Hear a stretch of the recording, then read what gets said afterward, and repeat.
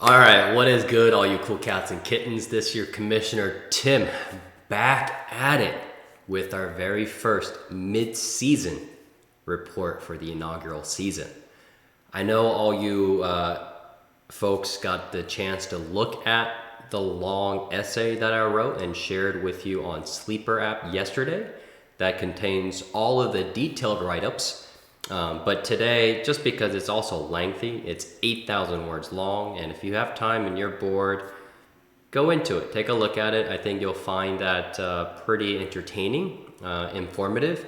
But just because I know you guys probably would rather prefer that you hear about it, I wanted to have our, instead of our regular weekly recap, I wanted to do a special mid-season report heading into week 10.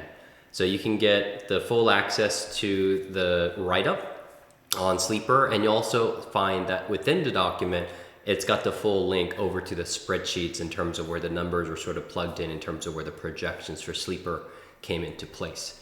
So that said, this is going to be pretty lengthy. I suggest you sort of sit down and take a look. There's going to be a lot of charts associated with this slide as well.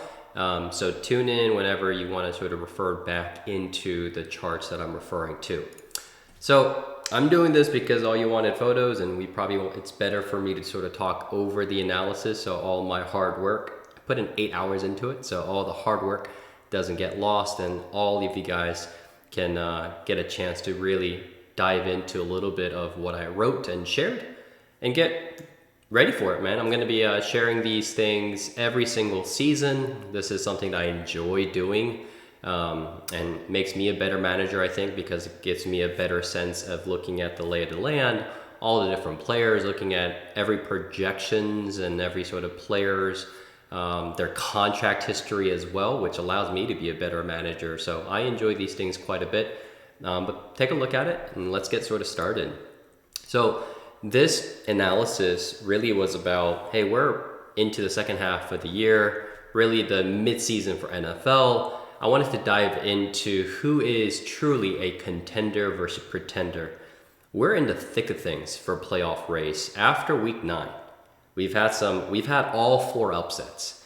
And it was really what I wanted to call sort of a revenge of the nerds, where all the sort of the bottom 4 teams beat the top 4 teams. And it wasn't necessarily all that close. Or I will say, just because there was a matchup with Braidstar Dynasty and the Washington Fantasy Football Team, it was actually the bottom 4 teams scored the top 4 of the league by a pretty wide margin. So that was really good to see. It sort of shows you the league parity. But that said, while the playoff race is heating up and it's in the thick of things, we got 5 teams within a game of the 2nd seed now.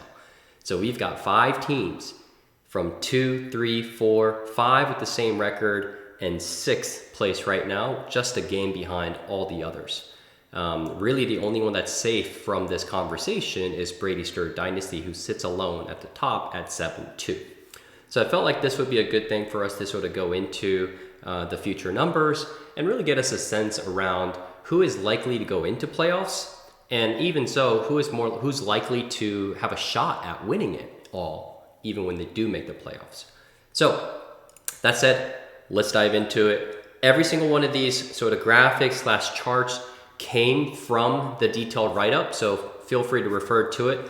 But I want to talk about the adjusted rankings, and I think this is really, really important, where obviously all the standings to date, there's quality of wins. And if you place the 7th lowest scoring output for week 7, and you were lucky to be facing against the lowest scoring opponent that week, you get a win. But I think the true sort of view at the strength of the roster and how teams play out is looking at historically over the last 9 weeks, who have been the top 4 finishes. So if you look at this, the Washington Fantasy Football Team right now would sit at the top at 6-3 because they've had 6 finishes over the last 9 weeks. That's top 4, which gets them the win. And then if you look down at the bottom, even half Chubb's at 3-6. So right now the league disparity of 7-2 at the top with Braidstar Dynasty and 2-7 now with half Chubb. That 5-game differential changes to 3, and you see that the middle of the pack, really, we have quite a good league parity across the league right now, across the different rosters that we have. And obviously the Washington Fantasy Football team sitting at the top also will have lesser record going forward due to their lessened strength of the roster with the injury to Derrick Henry as well. So we actually have quite a bit of league parity across the board for our inaugural season. It makes sense. It's the first season for Dynasty, so all these sort of factor in. And if you sort of look at it, the other sort of section that I put in here that was not in the document, because I got to give you something fresh for the video in order for you to sort of tune in, is what I call sort of the top 2 finishes. And really, this really talks about, sure, you got the win as part of this adjusted standings if you place in the top 4.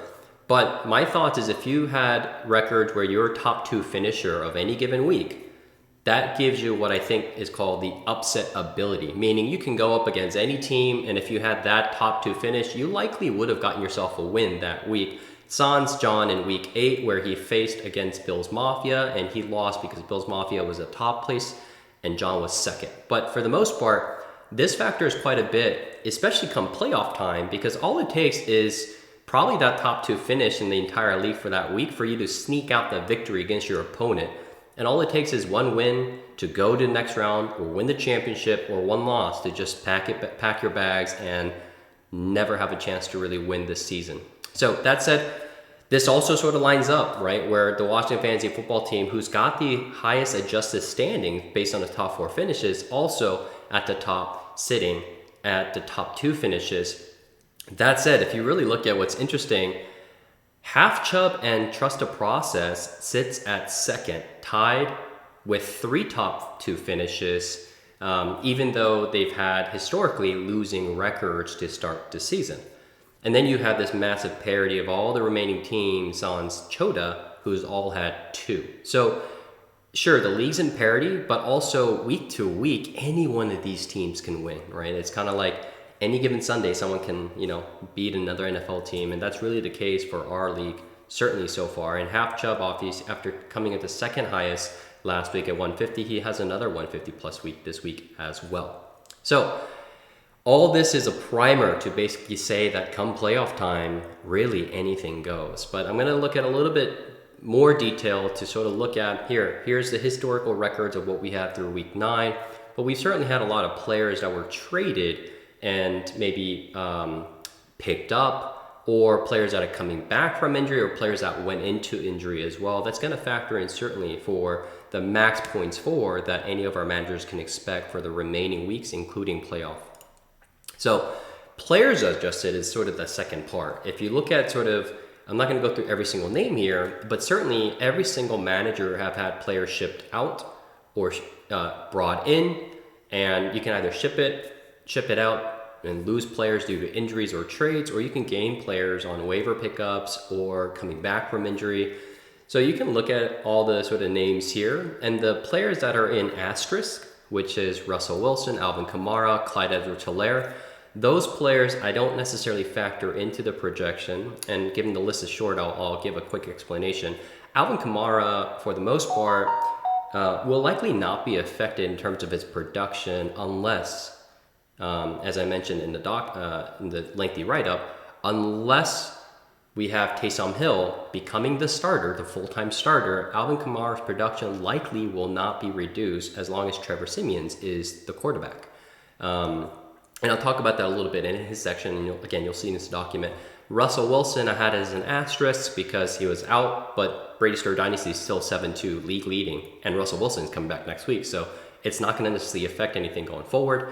And then I put Clyde Edwards-Helaire as an asterisk because every single one of these players are players that are supposed to produce over the replacement value of a player. So for a running back, it would be an RB2 or RB3. For receivers, it'd be wide receiver 1 or wide receiver 2 based on their positions, based on their draft stock. But Clyde Edwards-Helaire obviously has been struggling to start the season and went off on the injury, but now he'll be coming back. So the question there is, if he produces over that mark, that RB2, then he certainly will become a boon for Braidstar Dynasty, for example. So I'm not going to go into details of every single one of these players. You can look at the doc. And I'm going to be doing that through multiple sections in this video, so you can also refer to that doc as well. So I'm going to reduce my video here so that you can sort of see this. which is using the players adjusted, which means all the players that were shipped out and brought in. And then, obviously, I'm not trying to make my own predictions or projections off of every single one of players that are gone out, but using sleepers, you sort of see what the estimated max points for of every single one of my managers are week to week until the rest of the season, including the full strength weeks come playoff time. So here, the greens represent sort of the highs of that section, and then the reds represent the lowest of that section. So you'll see, really, you don't have to look at it week to week, but the biggest things to sort of take away here is Bills Mafia and Cup to Canada are expected to really run away with league winning performances week to week, where the two of them represent 4 of the highest max points for per sleeper until the rest of the season. And then you've got the Washington Fantasy Football Team in week 13 also representing that as well. So what's really interesting is Braidstar Dynasty is sitting there. He's a top tier for sure. He's in no risk of missing the playoffs given his existing record, but you don't necessarily see the max points for being reflected where Braidstar Dynasty also is projected to lead that week as well. But the next column to sort of look at is the projected remaining record. Now, going through all the max points for and then looking at individual managers' record against someone else and then comparing those max points for gets us this projected remaining record. So the things to notice here is Trust the Process, who's sitting at 5-4, firmly in playoff contention, is expected to go 1-4, right? Completely out of the race, finishing the season at something like 6-8. They got the Washington Fantasy Football Team finishing at 3-2. Bills Mafia and Cup to Canada expected to sort of run away with the gauntlet of going 4-1, and Braidstar Dynasty going 3-2.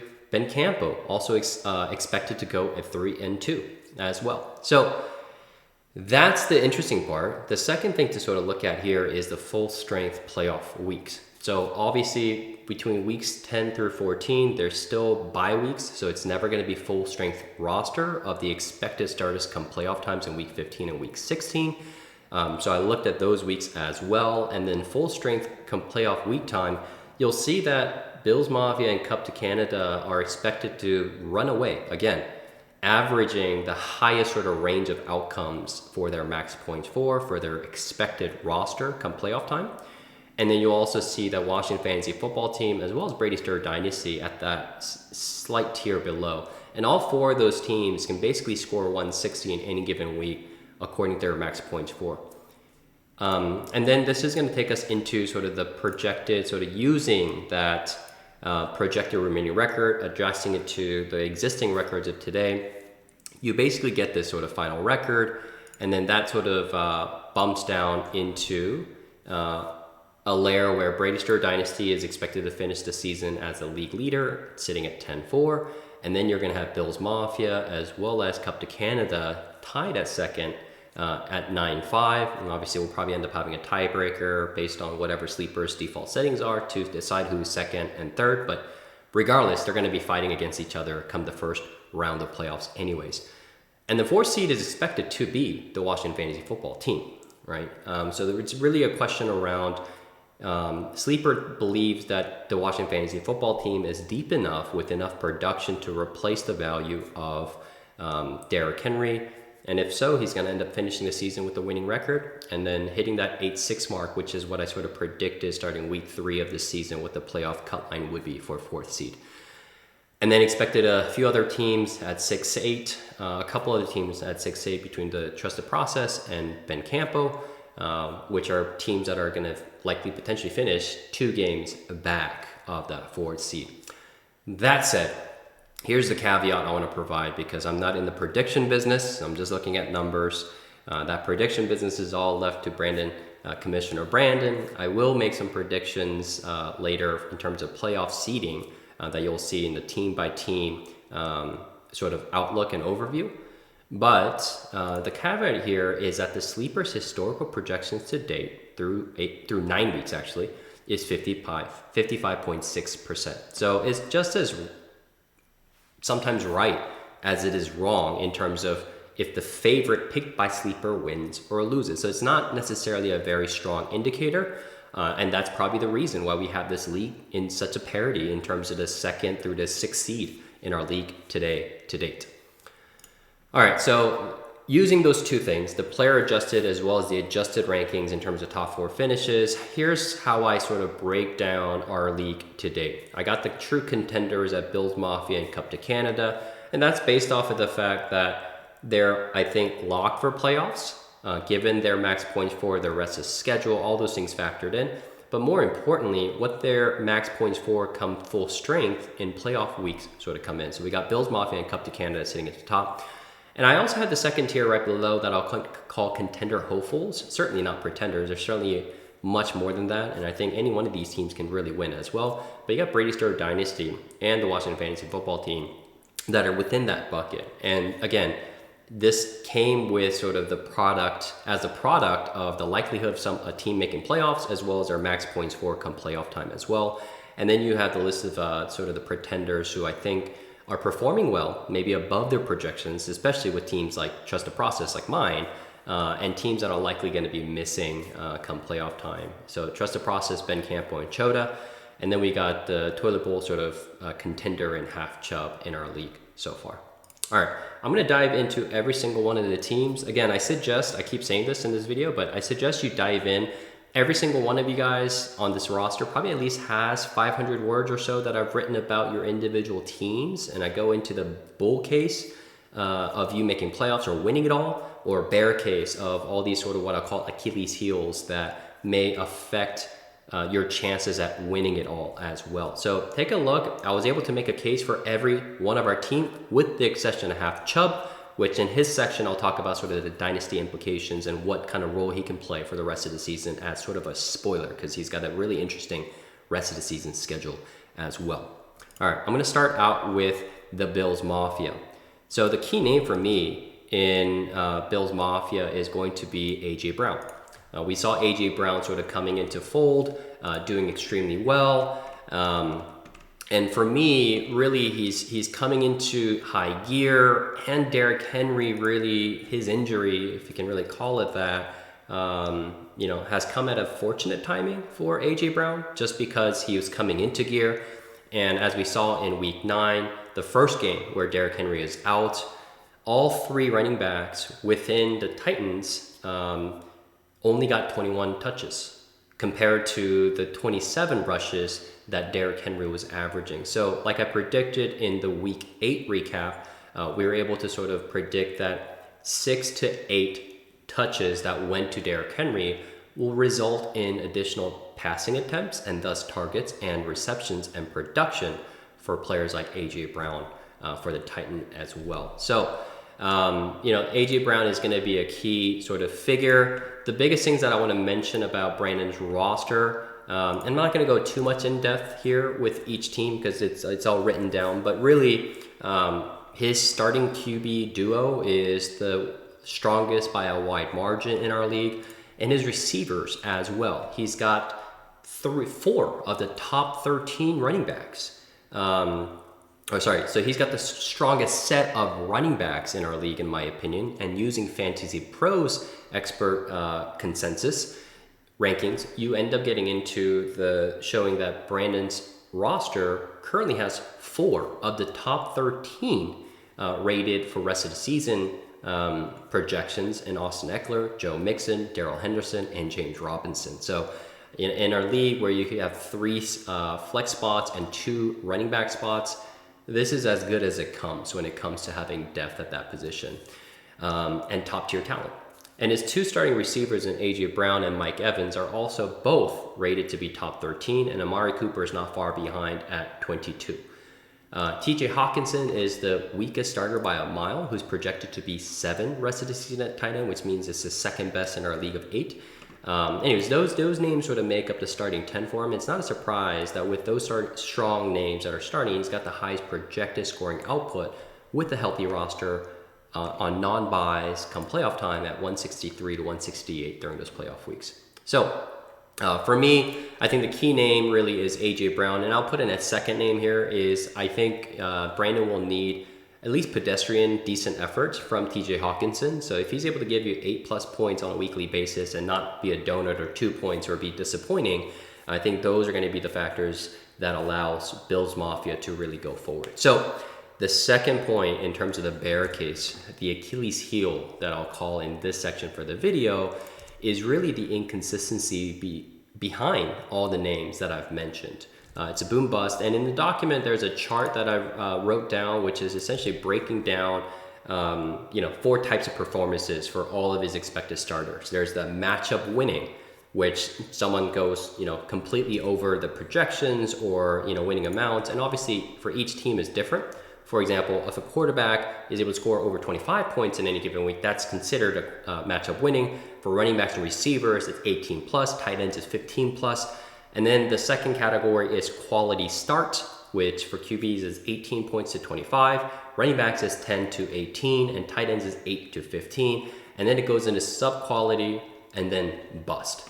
So you can look at the details in the document, but the biggest thing that I want to sort of take away here is really, with the exception of Dak Prescott, who surprisingly has been wildly consistent, save for his weird week 2 performance against the Rams, and the grouping of relatively safe players in Joe Mixon, Austin Eckler, and Darrell Henderson, almost every other player that's projected to start come playoff time have fielded just as many sub-quality starting grades, so meaning sub-quality start or busts, to cause matchup losses to date for Bills Mafia.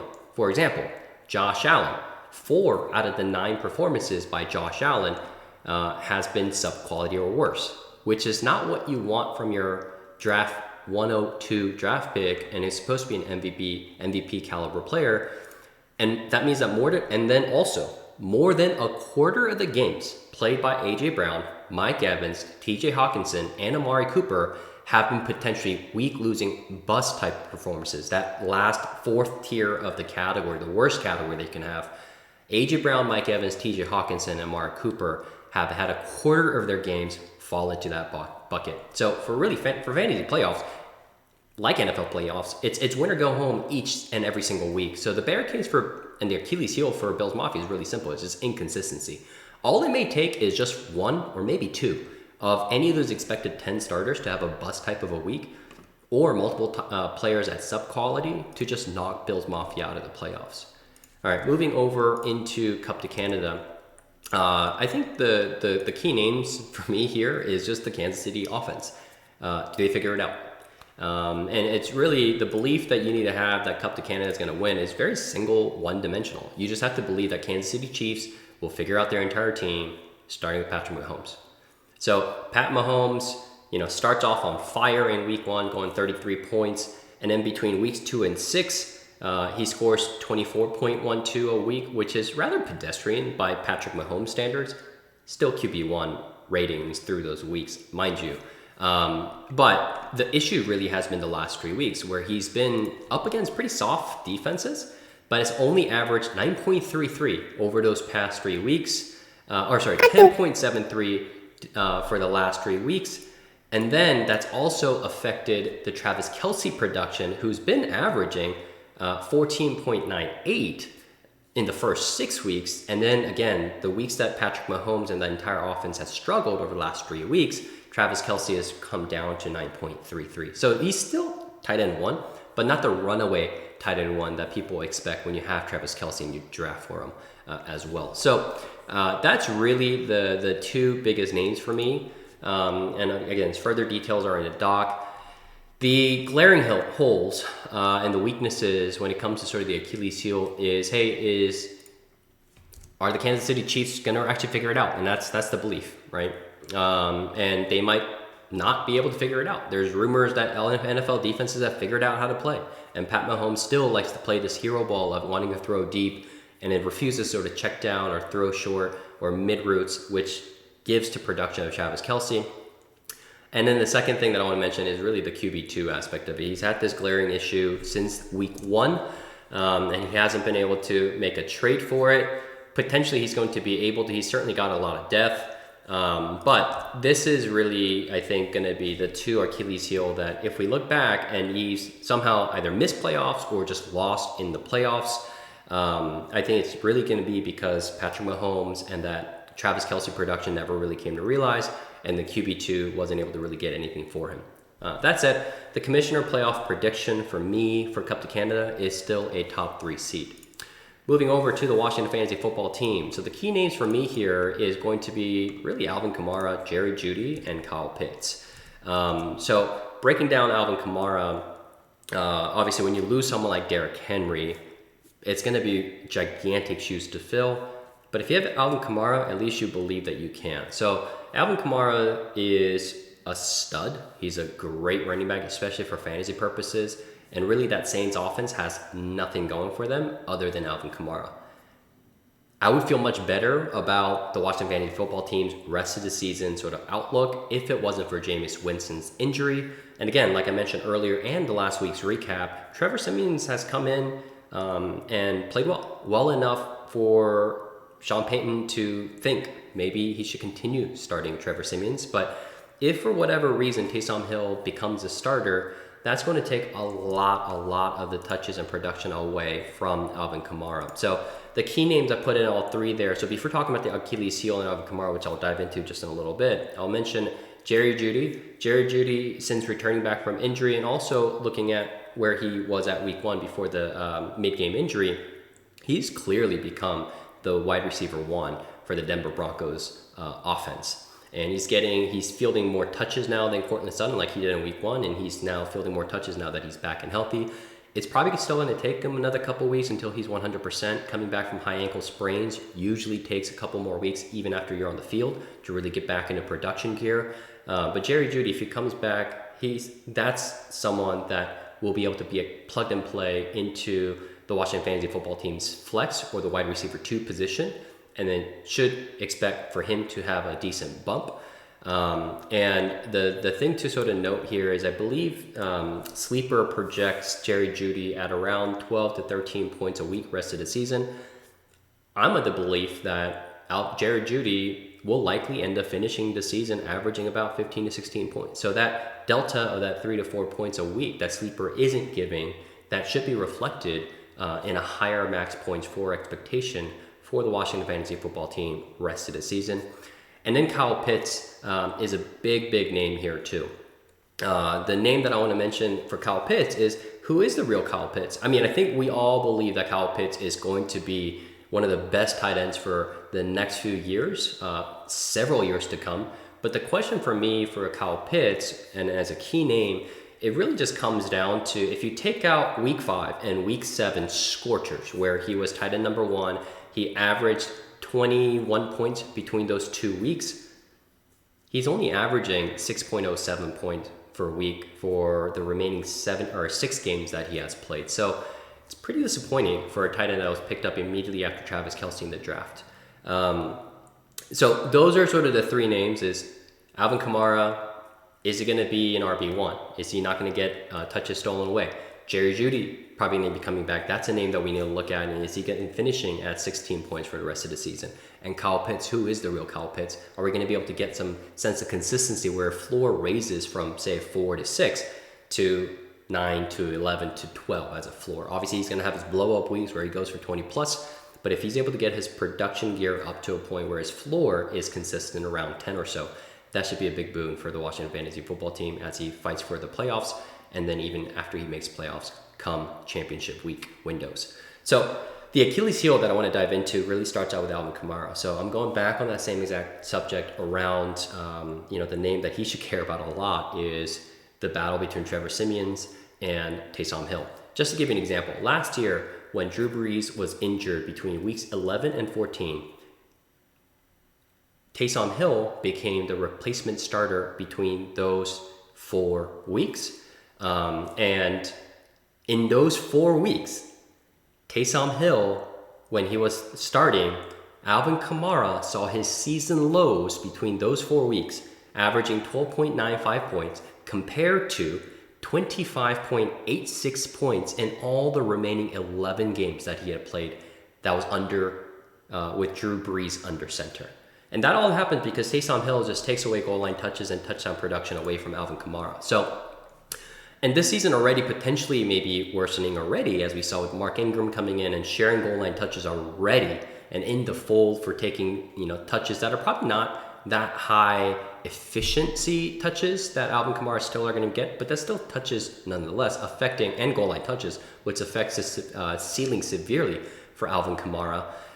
So that's really the biggest name that I want to look for here. And then now, due to Derrick Henry's injury, outside of Alvin Kamara, there's really no running back production available for the Washington Fantasy Football Team. So I think if we look back and we see that the Washington Fantasy Football Team either folded after Derrick Henry's injury and then missed the playoffs and completely, or just wasn't able to perform come playoff time, I think we're going to look back and it was because Trevor Siemian wasn't able to remain the starter, and the narrative played out where Taysom Hill came in and had the replacement, took away the touchdown touches away from Alvin Kamara, and he wasn't able to really get anything outside of Alvin Kamara in terms of the running back production as well. I mean, that's a big swing. You were talking about Alvin Kamara, who averaged 26 points last year without Taysom Hill, and then averaged 13 points, exactly half when Taysom Hill was starting. And that's not a coincidence. That happened in seasons before that as well.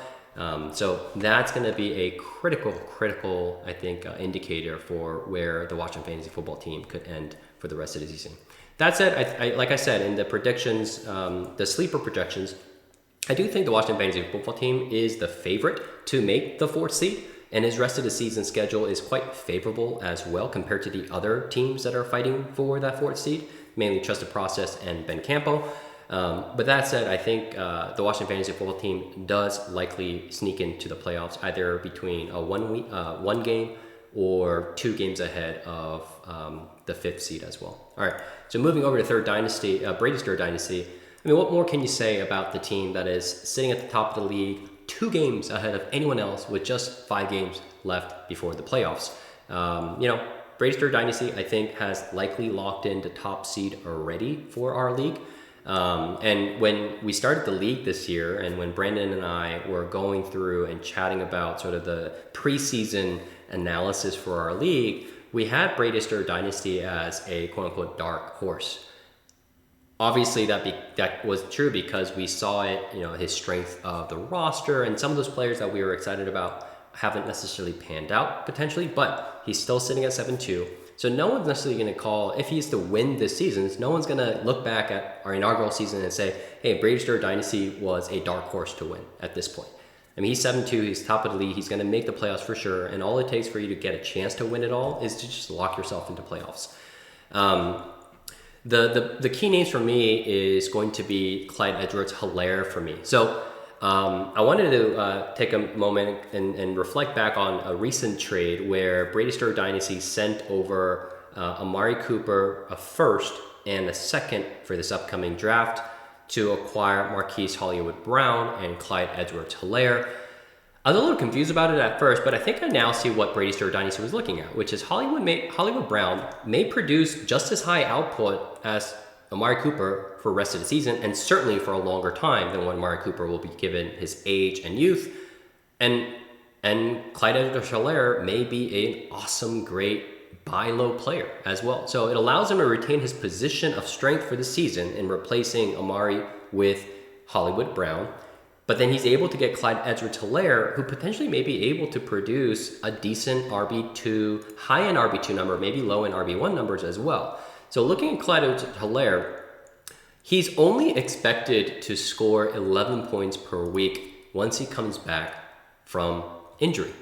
And if you look at Braidstar Dynasty, the running back position is his biggest Achilles heel outside of Dalvin Cook. But if you look back, and you look at his, week 1, week 2 for Clyde Edwards-Helaire was extremely disappointing. But week 3 and week 4, he bounced back with back-to-back 100-yard plus performances. And I think, Clyde Edwards-Helaire could be a player it's a case of a player that was maybe the victim of his own hype to no fault of his own.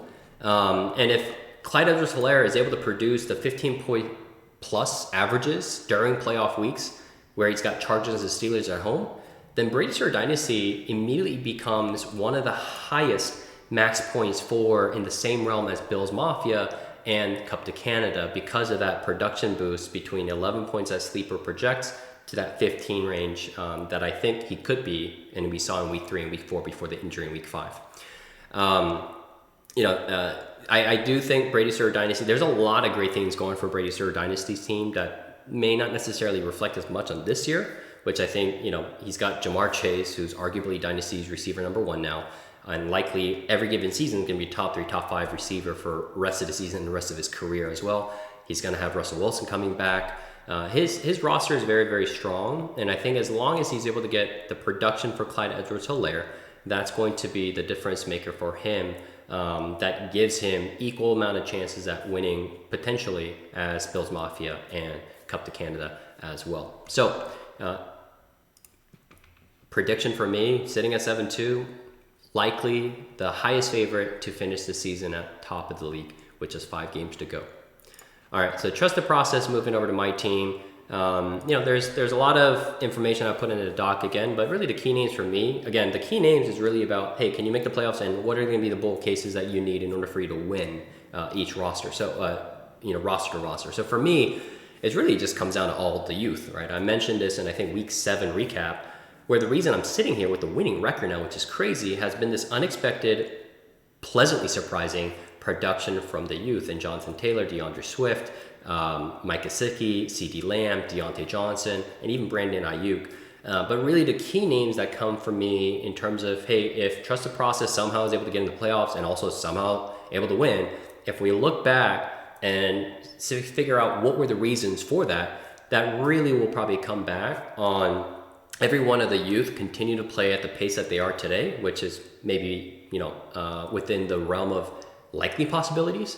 But it's really going to be the increased usage of Javonte Williams taking over majority of the snaps from Melvin Gordon for the rest of the season, sort of like a Jonathan Taylor of 2020. And then also the continued growth of Justin Fields. And, we're sitting at now heading into week 10. Javonte Williams had his career high of 111 yards with 3 massive running attempts that just showed how special he is on the ground, scores a season high in terms of the rushing yards. And then Justin Fields also looking like a gunslinger and looks like he's starting to figure out this NFL game. So those 2 names, and without those 2 names, doesn't matter how well the rest of my youth does. I need those 2 to become RB1s and QB1s to finish out the season for me to even have a shot at getting to the playoffs, as well as winning it all. So the Achilles heel, really, when it comes to youth, is all the youth. Anything can happen, right? Like Javonte Williams could continue to split touches with Melvin Gordon. I think that's probably the most likely outcome. And then Justin Fields as well. It takes a long time for rookie quarterbacks to really figure it out. Look what's going on with, Trevor Lawrence, who's supposed to be a generational quarterback. He started all 9 games and he still looks like he's in a funk and hasn't figured out the quarterback game yet for the NFL speed and play and the defensive schemes. So it's a likely bet. The safe bet is that none of these youth, Javonte Williams and Justin Fields, really get anything done. That's a needle mover for the year. And also factoring all those things in, because of the youth, I also have the lowest max points for in terms of teams that are in contention for playoffs right now, or at least at the 5-4 group. And also heading into the rest of the season, I also have the strongest and the toughest rest of the season matchup as well in terms of the schedule.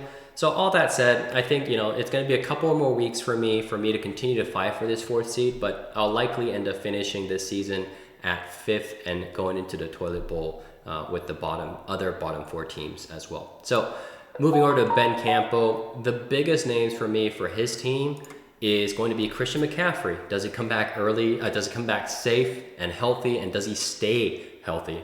He obviously had that production last week, came back his first week back, I believe, since week 3 or week 4. And really the case for Christian McCaffrey, he scored 12.6 points, which is sort of meh for Christian McCaffrey, but realize that he only was part of 49% of the offensive snaps. And then you suddenly realize, oh, okay, he's back. And I think having a Christian McCaffrey out of your roster leaves this gaping hole that leaves this just the same amount of size that only Derrick Henry matches in terms of the fantasy realm. So it's not a coincidence that Ben started out 3-0.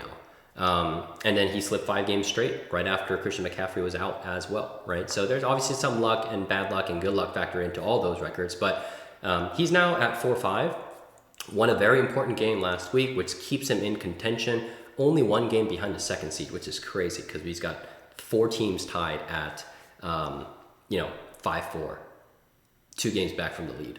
So Christian McCaffrey is back. And then the second name that I want to mention here is going to be James Conner. So James Conner, interestingly, is a player that no one really thought much about. We always thought, maybe most of the fantasy realm thought Chase Edmonds is going to be the lead back, and he started off on fire. But really, James Conner is right now on pace to average 20 rushing touchdowns for the season, which is incredibly insane. The reason I put his name in here is not necessarily because of his touchdown production, but what we can expect likely for the next 6 weeks, which is the vast majority of the chunk of the rest of the season, as well as the playoffs, which is going to be really important for Ben as he sort of fights back from his losing record of sitting at 4-5. But Chase Edmonds is out on a high ankle sprain. James Conner is going to get majority of the snaps going forward. He got 40% of the snaps and touches, albeit most of the goal line rushes to date in the first 8 weeks. And then week 9, when Chase Edmonds was injured mid-game, he closed out the game at 80% of the snap count. And then also, not a coincidence that he broke out and scored something like 38 points or something like that. Can we expect 38 points from James Conner going forward every single week? Absolutely not. But I do think James Conner is going to be able to produce RB1 type numbers. And with RB1 type numbers coming back from a player that maybe was in your bench or sometimes in your flex, and you got Christian McCaffrey coming back on, I mean, that's a lot of firepower that you're adding in to close out the season. So also the thing that I want to mention here is Ben, in the document that I wrote up, the essay that I wrote up, he has the strongest adjusted ratings for roster strength for the rest of the schedule because he's coming back with Christian McCaffrey. George Kittle's coming back. He's back. He looked great in week 9. Kareem Hunt should be in the mix in the next couple of weeks. And Chris Carson is supposedly starting to practice again. So that's all before factoring in players like James Conner and Elijah Mitchell, who are probably going to be the set and forget it starters for the Ben's roster rest of the schedule.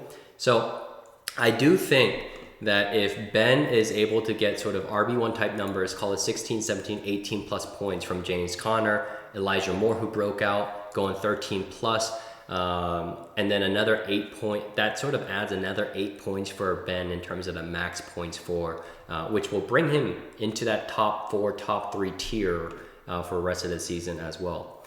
And the biggest thing that I also want to mention here is the strength of the schedule that Ben faces for the remaining weeks, right? I'm going to talk about the names. So Half Chubb, Braidstar Dynasty, Cup to Canada, the Washington Fantasy Football Team, and Trust the Process. So I mentioned, I think in week 7's recap, that Ben is the team that's really going to be able to control his own destiny. We thought he may have lost that when we lost in week 8. And then, had he won that, he'd be even record today. And really, I think he'd be a favorite for the 4th seed. And I actually put him above the Washington Fantasy Football Team if that was the case. But he's sit at 4-5. He won a very, very incredibly important week in week 9.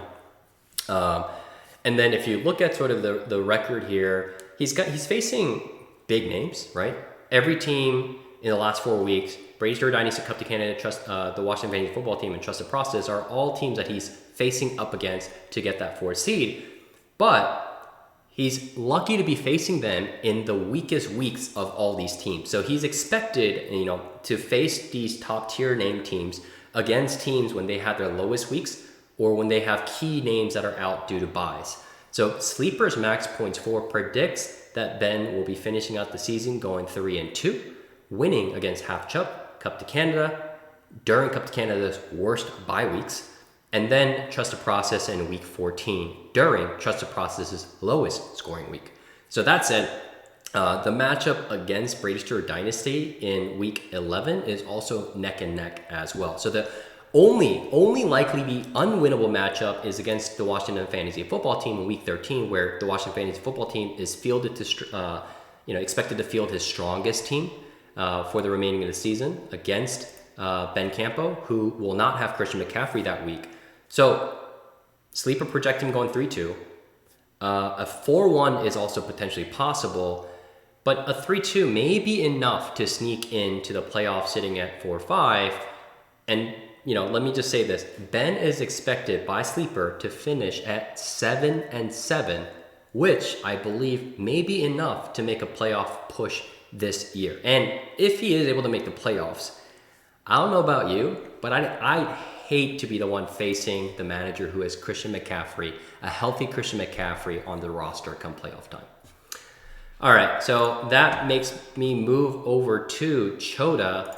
Chota right now has a lot of players who I would say are matchup winning players who can just break out for 40 something plus and give you that win just on that player's performance, let alone in Lamar Jackson, DK Metcalf, Saquon Barkley, who's expected to come back at week 11 after the bye in week 10. And he's also getting good RB2 production from Melvin Gordon and Myles Gaskin. He's sitting at 3-5, but he's also been without Saquon Barkley and also have had an underperforming Stephon Diggs for the entirety of the season. So Saquon Barkley, it's obvious. I'll talk about Ryan Tannehill. So Ryan Tannehill is also simple, so I'll talk about that in quickly. But all the touches that are not going to Derrick Henry now are going to his receivers, namely A.J. Brown, and that's going to result in receptions and production for the receivers, which in turn is going to give higher floor, higher ceiling for Ryan Tannehill going forward as well. Myles Gaskin, with the injury to Malcolm Brown and Samad Ahmad not necessarily seeing the touches that he used to, Myles Gaskin saw the season high of 20 plus touches last week. He wasn't able to produce much with it, but still gets the touchdown, the goal line rushes. So if Myles Gaskin is able to produce RB2 type numbers for him, that's great. But moving over to Stephon Diggs, I think this is going to be a key piece for Chota. So the Buffalo Bills are targeting Stephon Diggs currently slightly below the production of the pace that they did last year when Stephon Diggs finished the season as receiver 3. So, and he's being targeted though as with very similar yards per target and yards per catch as well. So while the production for Diggs right now has been at 12.5 per week compared to 16.5 from last year, you can sort of point out, hey, maybe Emmanuel Sanders' addition this year to the Bills is certainly factoring into that. Yes and no, because the Bills are also throwing a lot more than last year as well. So there really is a case to be made that Stephon Diggs will sort of revert back to the norm, factoring in terms of where his production value, his target volume, his volume numbers are. And if he finishes out the season as a top 10 wide receiver, and Fantasy Pros expert consensus rankings has Stephon Diggs finishing out the season as wide receiver 6.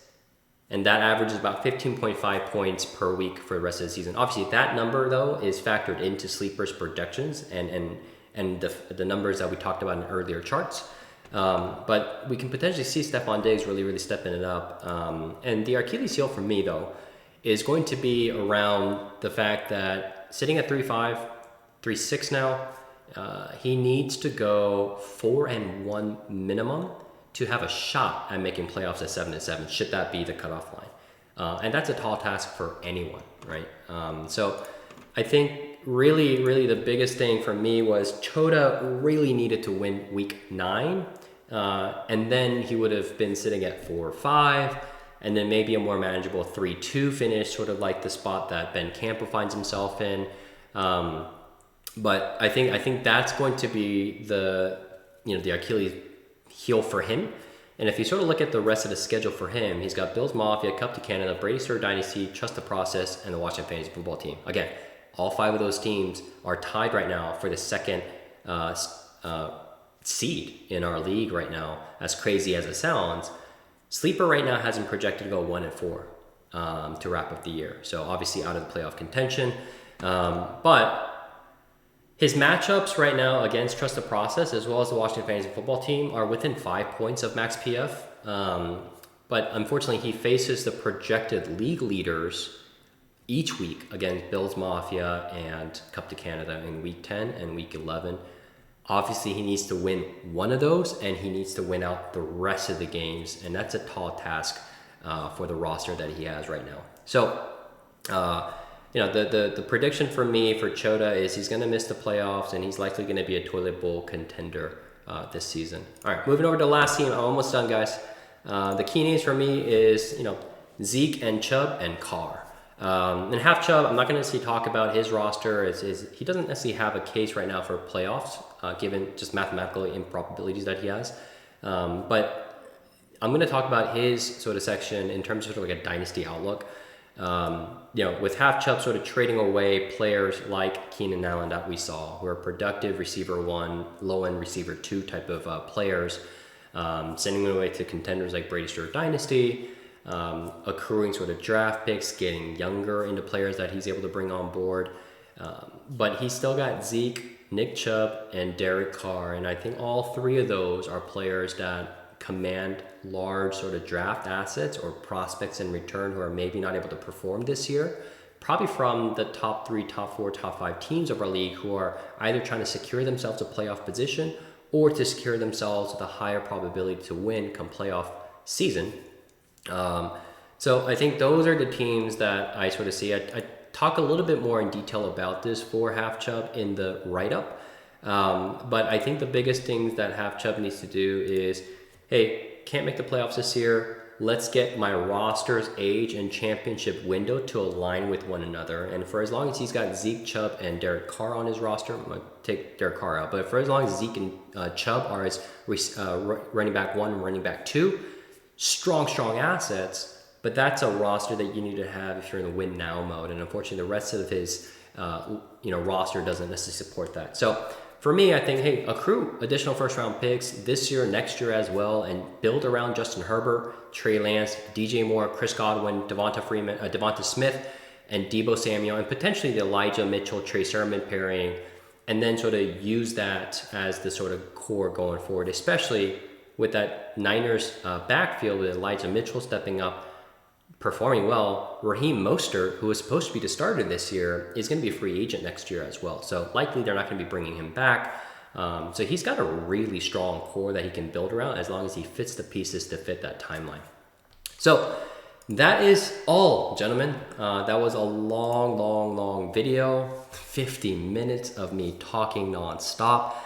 I'm sure you've had enough of me talking, but man, this midseason is great. I could not have wished for more, that we have so many teams in contention for playoffs. So whatever Sleeper says doesn't matter. All we've got is 5 teams within a game of the 2nd seed, and only 3 of those teams are going to be making the playoffs this year. So saddle up, gentlemen. We're gearing up for a really incredible, fun way to wrap up the rest of the regular season of our inaugural season of the Cool Cats and Kittens Dynasty League. I'm looking forward to all the weeks coming ahead, and I'm looking forward to seeing you all. There's not going to be a power ranking video just because I think this midseason report did it, and you guys have heard me talk enough. So I look forward to seeing you guys on Thursday, Sunday, and Monday. Have a good week 10, boys. Peace.